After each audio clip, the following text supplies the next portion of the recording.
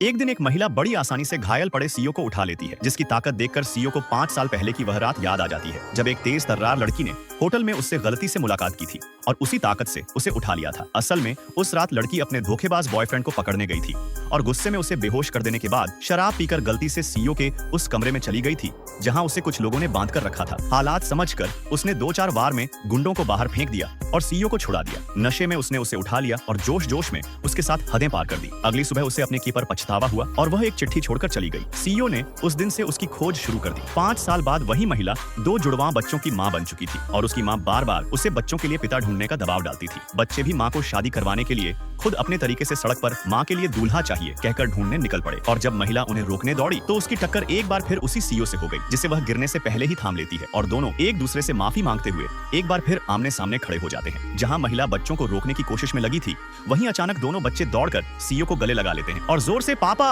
पुकारते हैं। मम्मी, हमें आखिरकार अपने पापा मिल गए। फिर सब लोग एक कैफे में बैठते हैं जहां दोनों बच्चे लगातार सीईओ को अपनी मां की तारीफें बताते रहते हैं और उनसे कहते हैं कि वे उनकी मां से शादी कर लें। बच्चों की ये जिद देखकर महिला गुस्सा और घबराहट में कांटे को जोर से टेबल में घोंप देती है। यह देखकर सीईओ को 5 साल पहले वाली वह घटना याद आती है जब किसी महिला ने पेंसिल से टेबल में छेद कर दिया था, पर फिर भी वह पहचान नहीं पाता कि सामने बैठी यही वही महिला डाकू है। नेक्स्ट पार्ट के लिए चैनल सब्सक्राइब करो।